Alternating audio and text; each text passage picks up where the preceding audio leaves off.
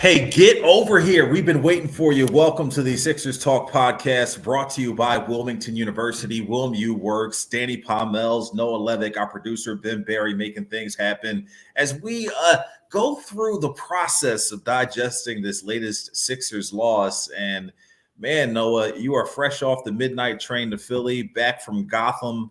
And I imagine it was kind of one of those games where you wanted to write the story and publish it as soon as possible to try to process this one and get through it because, man, it was a tough watch there, specifically as things just digressed in the second quarter. Tyrese Maxey back, Buddy Hield still coming off the bench. But whatever the mojo or energy was that they had from Sunday's game and the boost they might have gotten from Tyrese Maxey being back, it did not quite translate into a victory or a proud performance by the Sixers team. Nick Nurse was really unhappy throughout the game and afterward. And listen, not a lot of positives to take away from this one, but what did you see sitting courtside there at Madison Square Garden? Yeah, I do think it was one where you were able to fully process it well before the final buzzer. The result was not in suspense whatsoever. And yeah, you're absolutely right. Nick Nurse is pretty frustrated with this team from a very early stage on the sideline. He's not someone who loves to burn early timeouts. I think he tries to balance, letting his team play through things with inserting himself when necessary. And he used two quick ones and was pretty unhappy with the Sixers' defensive effort, attention to detail, a lot of these areas that had improved so dramatically in the first game of this mini-series. As we said heading in, it tends to be pretty hard to sweep these when the teams are close in talent level. And honestly, the Knicks look like a more talented team than a Sixers group that does not have Joel Embiid in the fold. I do think Tyrese Maxey's return was a mild bright spot. Just the fact that he's out there, started hot, looked like he was still super explosive and started reading the game a little better as it progressed. But man, I think pretty brutal across the board from the Sixers. And as we will, of course, have to dive into, Tobias Harris was especially poor. The 2-point performance for the second time this season. And that is not anywhere near good enough if the Sixers want to beat, a legit playoff team like the Knicks. But I think the Knicks do deserve a bit of credit for stepping up in a big way and clearly on their own end not being thrilled about how Sunday's game unfolded. Josh Hart, 20 points, 19 boards, 10 assists, pretty monstrous triple-double. And his fellow Villanova guy, Jalen Brunson, also had a better game. But yeah, I think Nurse is absolutely right to be disappointed. It's one thing to lose this game and, maybe again have another cold shooting night or just, fall victim to the talent of guys like Brunson and Hart.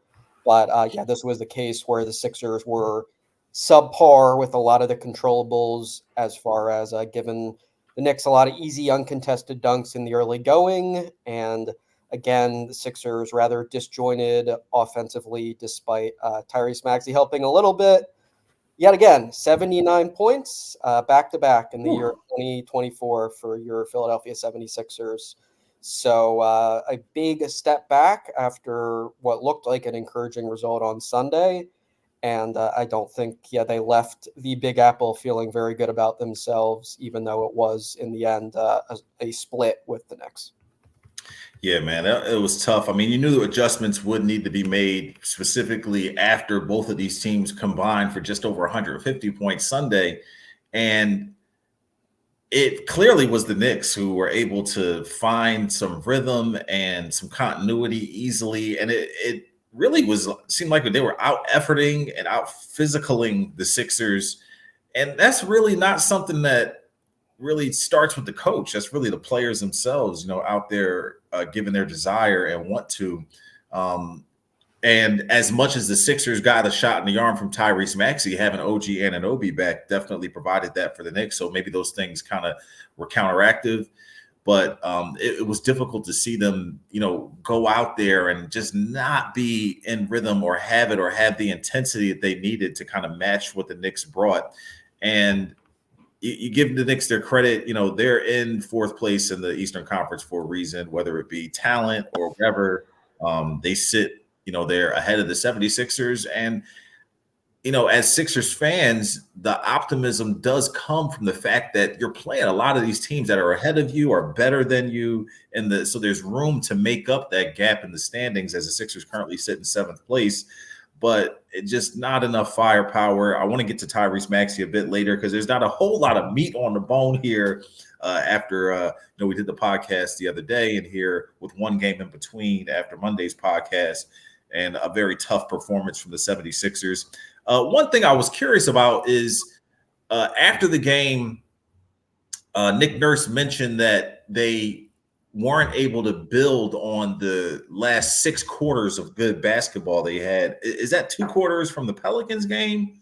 Where was the good basketball there that did I miss something? Maybe I missed something. I think that's correct. Yeah, the final 2 quarters of the Pelicans game were indeed what the Sixers want to see. They were down 35 in the second quarter and cut it as close to 5 there. So yes, Nurse was pleased with that furious effort with the first half, but he thought the second half was indeed like something they can build on, and then thought it was a positive sign that the defense was as good as it's been this season on Sunday. And then boom, felt a little back to square one-ish last night. I mean, sure, some of this, I guess you can chalk up to random cold shooting. I think it's pretty wild. Over the past 3 games, Sixers have started a combined 3 for 38 from 3-point range. That just makes no sense out of that. Something occasionally weird along those lines happens during an NBA season. But yeah, I think the defensive criticisms that Nurse laid on his team were also valid. I mean, just some very clear, obvious breakdowns in the early going, like Bamba comes out high to try to disrupt Brunson in the pick and roll and gives it to Hartenstein, and somehow he just has a free lane to rumble through. I mean, that can't happen in the first 2 minutes of a game where obviously you're trying to set a tone and the Knicks are going to bring a better version of themselves to the table. So, yeah, I think Nurse was right that the last game and a half had been good, but this was a bad performance. No bones about it by the Sixers, even given the circumstances of, it's hard to sweep these mini series and what have you. And yeah, OG Anunoby, I thought, had a strong return. Knicks are a good ball club, but like the Sixers at the end of the day, they lose this season series 3-1. And one of those losses was by 36 points. One of those was by 27. I think that's ugly. And at the end of the day, embarrassing to be that worse than the Knicks in this season series. Yes, real positive to get that win Sunday, but I think you leave with the impression that when the Sixers don't have Joel Embiid, the Knicks are a much better team than this Sixers group. And the way things played out, you just more or less have to consider Sunday's performance more of an anomaly, and maybe somewhere in between Sunday and what we saw yesterday is where the Sixers actually are. But you are totally right, man. They couldn't hit a bull in the butt with a bag of rice as they go 8 for 33 from 3-point range, coupled with what we had seen in these last couple of games. And shooting is one thing, but once again, effort, energy, want to, desire, they come out and get out rebounded the entire starting 5 by 6'5" Josh Hart. Like, it's just something that, as a fan, you're watching. It's a national game. Albeit no Joel Embiid, but, Tyrese Maxey ends up being a minus 29. And it's just one of those weird, games where that's not indicative of who he is. Maybe that is indicative of more of who the team is right now. They can play better. I'm still kind of up in the air on whether the Buddy Hield off the bench thing is working, because we saw a game where it did produce some better dividends for them, a game where it didn't. So I think the next thing to do will be to shake up the lineup even more if they're not getting any more production or the results they want. But I'm a little apprehensive about doing that, because I want them to keep some of the cohesion so that when Joel Embiid does come back, that there's not so much, of a hodgepodge of pieces that are, kind of unsure of where they play and how their minutes are going to be dispersed. But I'm trying to dance around the whole Tobias Harris thing. But what did you make of the way that, he performed, only taking 6 shots, not quite making the impact that he needed to make, specifically with the opportunity that was there, because the Sixers need some scoring, they need some continuity, and specifically from a veteran like him, who Tom Thibodeau was quick to heap praise on after Sunday's game and say, he's been a consistent player in the NBA, one of the best players in the NBA over a long period of time. You do kind of get taken aback by that here and there. Just time after time, the opposing coach is quick to praise Tobias Harris, and honestly, as of late, it's come to my mind like how much recent tape are we basing these opinions on? Like we said, the past couple months, there's been a bright game here or there, had the nice 2-game stretch to break out of the slump, but fair to say he's cratered right back to the level he was at. I again think it's one where, I'm willing to be somewhat generous on excusing the volume of shots, because OG Anunoby is an awesome defender. You shouldn't be running your offense through Tobias Harris post-ups. And sure, the Knicks were physical. They limited his opportunities to get clean looks off the bounce. But Harris had 3 rebounds and 1 assist. And just watching him, the very clear impression I got is he just drifted through the game, and that's unacceptable, is the bottom line. And I even thought back, honestly, to how the Sixers were eliminated last year. They had that long drought in the third quarter of the horrible blowout loss to the Celtics. And you just felt like, man, someone's got to take charge here. Someone's got to be physical, draw a foul, like do something besides settling for jump shots. And okay, this is a weaker version of the Sixers than that group that had Joel Embiid and James Harden. But like yet again, it's been pretty defining of Tobias Harris that he's not very good at doing anything besides go with the flow, I think, right? Like when he's in rhythm and when he's got a good matchup, he's got a mismatch, he's got opportunities naturally in transition. Like he's fully capable of being really productive in those spots. But when things are not rolling his way, he's giving the Sixers very little. Of course, this is as bad as it's been. We're talking a 2.3 rebound, 1 assist night from a player who's supposed to be one of their best. But like talking big picture criticisms, I do think it's fair to say Harris has consistently not been good enough at sort of stopping something in its tracks and saying, all right, like my shots aren't falling or the game's not flowing through me, but I'm just kind of change that. I'm going to do what's in my power to take charge here and find ways to be productive. And this was not even close to what the Sixers need in that regard, quite obviously, and definitely very discouraging as far as his personal performance. And I think open to just about any criticism you want to throw at him after what he brought to the table last night. Yeah, and if you compartmentalize things a little bit, the body language, hasn't been great. I'm sure he's extremely frustrated, particularly with the type of work that he's put in and consistently puts in. I mean, he's a hard worker, and the money thing is ailing for the fans. But bro, the personal pride. This dude is from New York. I'm sure that these past 2 games, I'm sure there was family and friends in attendance. I'm sure he wanted to play well just in general. On top of that, he wanted to play well because he's playing in his own backyard, and to go forth and put those type of performances together. And there's so much room for, the benefit of the doubt with a game like Sunday, because both teams were bad and both teams were under 80 points. But then to come in a game where you have an opportunity to kind of make up for that once again in your own backyard, and to come out and put up a 1 for 6 performance, it just makes things even worse. It just opens up, Pandora's box of the criticism and people to be able to heap on all of the things that, people say for people who perform poorly like that. And I bumped into something on social media I wanted to share. This is from a guy, McChrystal Alex, and he was saying, first off, I'm okay. His house was vandalized by bricks in Philly last night.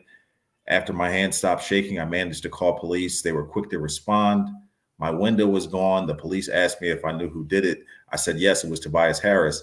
So that made me laugh. And then some guy in the comments says, was he aiming at your neighbor's house? So, listen, all of that is the type of stuff that fans like to throw out there. I thought that was funny when I first read it because it caught me off guard. But I don't think Tobias deserves as much blame for what is exactly wrong with the team. But the fact that things are going wrong provides the opportunity for him to do something about it. And he just isn't able to fill the void that's there. And yeah, the money has a lot to do with it. And we've talked about this stuff so much, but I just know that I've seen a version of him that I believe can help this team. And I'm not sure where he is in his headspace and how, this opportunity that's there isn't something he's able to seize, but it's just tough to watch. And like you said, it just opens him up to so much criticism and, rightfully so in some aspects.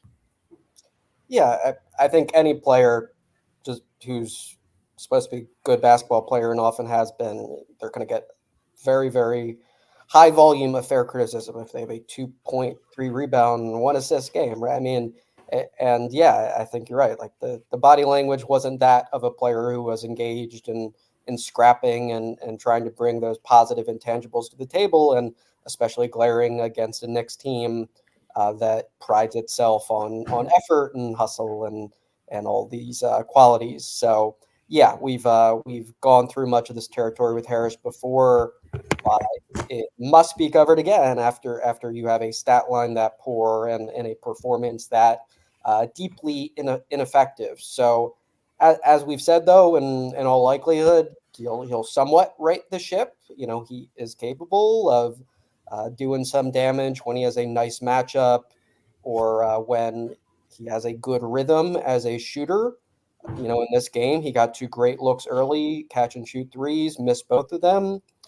And then you didn't really notice him for quite a while outside of the occasional miscue. So, yeah, I think it can only go up for him. But this was not a performance that put him in a great light. And yeah, I think you're spot on the hometown aspect of it. And yeah, just the fact that it came against a team like the Knicks, who is so about like, we're going to outwork you. Boy, that made it, I think, especially ugly. Let's pay some bills here on the Sixers Talk podcast. We're, of course, brought to you by Wilmington University. Learn how you can apply prior credits and experience toward your degree at Wilmington University's virtual degree completion day on Wednesday, March 20th. Details at wilmu.edu/transfer day. Celebrity cook Steve Martirano brings his Italian-American cooking back home to Philly.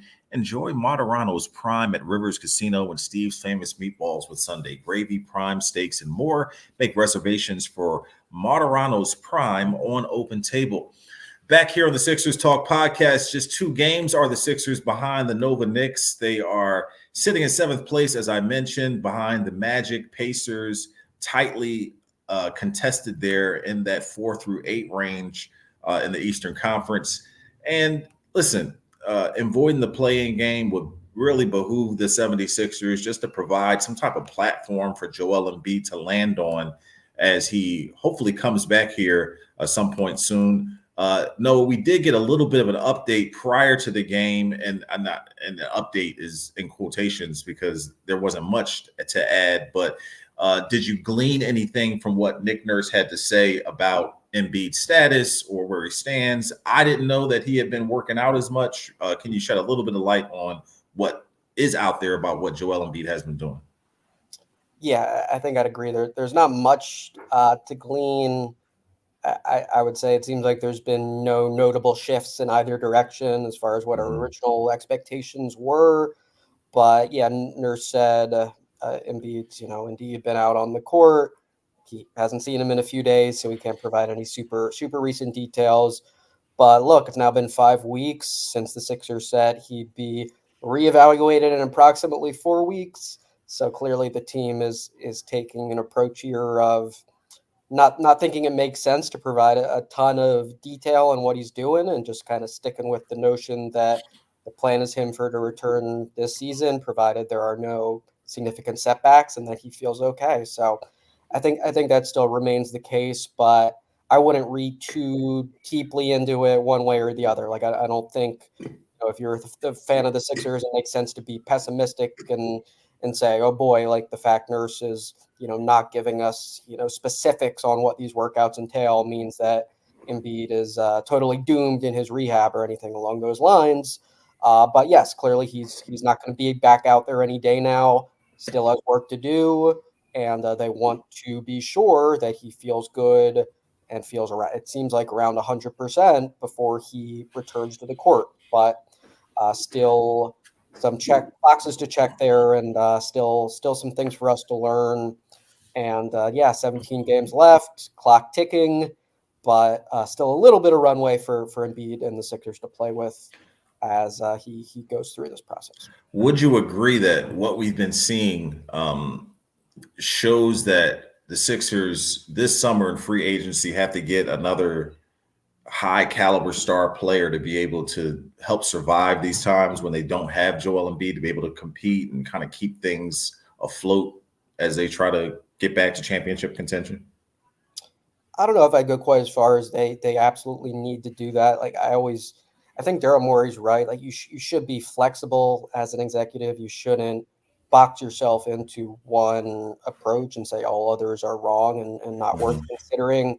And as we've said, like I think Tyrese Maxey was a legit all-star this season. Absolutely. And he was missed, of course. They went on the 3-game losing streak while he was sidelined by the concussion before squeaking out a win despite 79 points in the 4th game of his absence. So yeah, I think there's a million questions they need to answer this offseason as far as who to retain, who to pursue in free agency, and what have you. But I think for the time being, you still should feel good about an Embiid Maxey core, albeit Embiid is not the healthiest star in the world. And I think as far as building around them, shot creation is always valuable, and outside shooting, more of it can never hurt. Like I think, in all honesty, I've been a little surprised just in Daryl Morey's tenure overall that he hasn't put a greater emphasis on 3-point shooting. Like we've talked year after year about the Sixers are nowhere near the top of the NBA in 3-point volume, and they do sometimes have players who are not the most willing to fire from long range and or not great at creating their own shots off the bounce. So I think moving forward, a lot to be determined as far as what the free agency market even looks like and what the Sixers should be seeking. But players who can get buckets and who can knock down jumpers are always going to be important, I think, next to these 2-star players who draw double teams and also, who just need people to be capable of putting the ball in the hole when they are not on the court. We got 11 3-point attempts from Buddy Hield off the bench, only making 4 of those. So as far as putting the ball in the hole, he definitely fills some of that void. We'll be curious to see how things progress with him and the Sixers. Also curious, listen, man, say what you want about Kelly Oubre. And yes, he is not a fantastic shooter. He doesn't have the defensive prowess that you would like from someone his size. But, man, when he is attacking the rim, I mean, that dunk on Isaiah Hartenstein last night almost jumped out of my chair. And it just seems to be more and more of those moments. I mean, he had one where he came baseline and got fouled and tried to like double clutch, dunk it. I don't know many players that the Sixers have had in recent memory who have had that type of tenacity going to the hoop, the aggression, the bounce, the ability to pull it off. it'll be curious to see how they decide or decide not to, bring him back. Are you leaning either way as the season's progressed and he's been featured a lot more than probably we may have thought because of the injuries and whatnot? How has his tenure here made an impression on you either way? Yeah, so I think I probably, like most people, was down on him a bit. I think the flaws were becoming more and more apparent, right? Yeah, the more time he's out there on the floor, the more Yeah, you're asking him to do. Yeah, absolutely. right, and he's just really, really subpar as a passer. He's among the worst passers in the NBA. He doesn't see the passes, isn't very good at making them, right? But Right. honestly, over the last 5 or 6 games, he has scored consistently, which he's probably the only Sixer that can say that. And yeah, you are I think he's aware, under 40% though, which is, hey, right? listen, Of its circumstances, and right. just you can't expect him to be a good outside shooter. But I agree, he's so excellent at getting to the rim over and over with a ferocity and a serious burst, right? Like Yeah. it's pretty rare that players are that successful at just Mm. putting their head down and getting all the way to the hoop. And yes, it would be a more valuable skill if he was better at making some kick out passes or some lobs to teammates or what have you. But he draws fouls, which is a nice trait that the Sixers have lacked. And yeah, he is capable of getting buckets. And I think we're seeing some of the flashes that were there early in the season, as far as not like if you give him steady minutes, he's going to score game after game for you, and he's going to put pressure on the other team's interior defense in a way that few role players can. So I think he's been a little up and down, as is the case with most players who sign for a vet minimum. I think I still am curious to see what he does in this home stretch. Certainly, his playoff performance would be very interesting. Hasn't been there, I think, since like 2017, 2018 with the Wizards. But for me, yeah, he looks like a player at least worth considering in free agency. I think he looks like a player who should probably attract more than minimum offers this offseason. And yeah, I don't think the Sixers seem to be in a position where like they must re-sign Oubre or else they'll be doomed as far as their off the bench scoring. They have so many options this summer and other avenues they could go there. But yeah, I think for me personally, his stock's trending up a little bit, and I'm just curious to see what's next for him, whether he's able to sustain some of these positives as far as the consistent scoring, consistent pressure on the rim, and I even think defensively, there's been some strong nights for him lately. I think you see he can bother, opposing point guards with his size. He does have a nose for the ball, can create steals and deflections.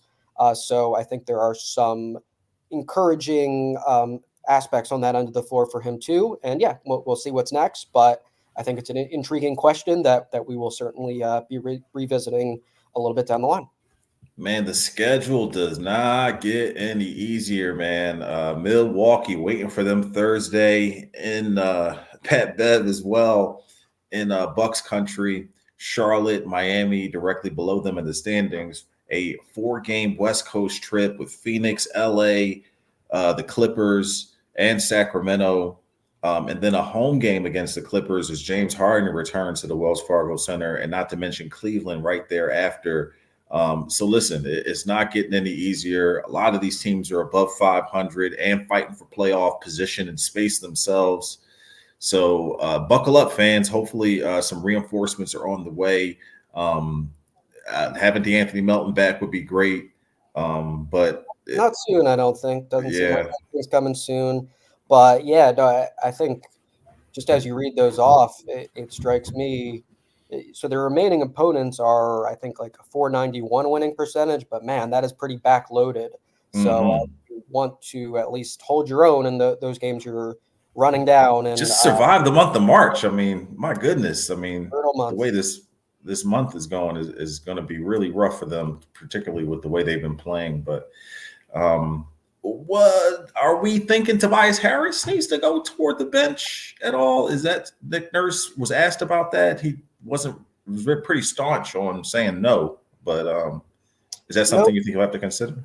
all he said is, nope, not yet. So it actually was interesting. Before the game, he kind of cryptically teased the possibility of more lineup changes. Who knows what he meant by that? The only change was Tyrese Maxey back, campaign expectedly to the bench. But yeah, I've got to think it is under some degree of consideration, even if Nick Nurse doesn't see any merit in revealing that or going into depth about it. But look, I think thus far they've had the opinion that Tobias Harris, over a long sample size, is a good player and they shouldn't overreact to bad games. But the sample size of him having some stinkers has increased, right? And there's been more and more of those over the past month or two. So, yeah, if the question is, should it be on the table? I think absolutely yes. I think you could come up with lineups that at the moment sound a little more appealing than that for the Sixers. Maybe you get Nico Batum back in there, or you try a 3-guard look again, or you just do something different. But I think for the time being, they're like, Tobias Harris is so experienced and he's so comfortable coming in as a starter that this is the way we should roll. So I think Nick Nurse, though, has shown an openness to change things up. As you said, Buddy Hield, that was a notable move that he made just a few days ago. So yeah, if the question is should it be considered, absolutely. Will it happen? I think it's hard to read. I'd say I wouldn't rule it out, but if they want to try it, not much time left. So might be something you want to turn to soon and see if it can have a desired impact and kind of get Harris rolling in a different way. But we shall wait and see.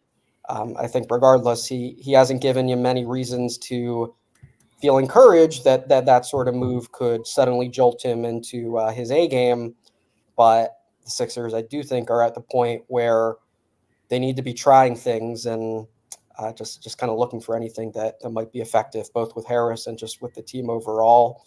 So, yeah, no easy, good answers there. But for the time being, yeah, it was a 3-word answer from Nick Nurse, which was nope, not yet. And there's 17 games left. So we will wait and see. Listen, Nick Nurse knew this was going to be a tough job. He was fired by the Raptors and stepped into this James Harden situation.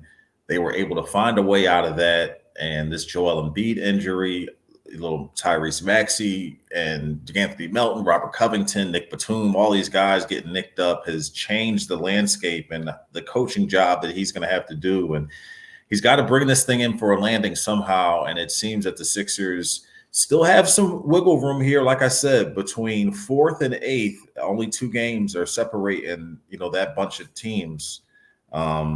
So hopefully the Sixers can find a way to get some victories here and string them together. I mean, Nick Nurse has said as much. So we'll be here every step of the way as we try to document this and just give you the honest opinions and thoughts on where the Sixers are and what they could do to kind of right the ship. But be sure to follow Noah Levick's work at NBC Sports Philadelphia.com. At Noah Levick is his social media handle. For Ben Berry, I'm Danny Pomels. Thanks for listening to the Sixers Talk podcast, brought to you by Wilmington University.